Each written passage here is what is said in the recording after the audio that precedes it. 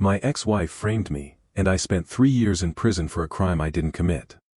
The day I was finally released, I found out she was living in my house. 6 months later, she was the one being evicted. The prison gate opened at exactly 8:03 on a Monday morning. Most people dream about freedom. I dreamed about going home. Not because I expected my old life to still be there. I knew I had lost almost everything. My career. My marriage.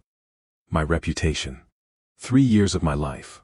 But there was one thing I believed nobody could take from me. The small house my late grandfather had left me before he died. I had inherited it years before I ever got married. It had always been mine.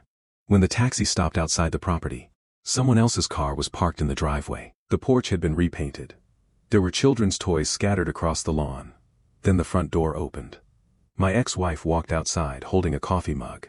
She looked directly at me, smiled, and calmly closed the door in my face. That was the moment I realized prison hadn't been the end of my nightmare. It had only been the beginning. My name is Ryan. 5 years before everything fell apart, I thought I had a good life.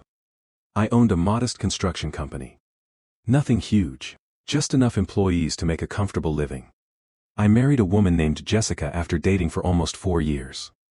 Everyone said we were the perfect couple. Looking back now, the warning signs had always been there.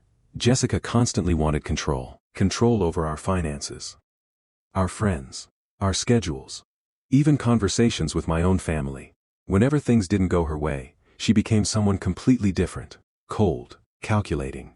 But every argument ended the same way. She apologized. I forgave her. Life continued. Eventually I stopped noticing how much of myself I had already given up. The final year of our marriage became unbearable. Jessica secretly accumulated thousands of dollars in gambling debt.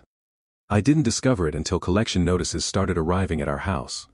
When I confronted her, she blamed stress. Promised to stop. Instead, the debt kept growing. I filed for divorce. That was the first time she openly threatened me. She said if she couldn't have the life we built together, neither of us would. I thought she was speaking emotionally. I underestimated her completely.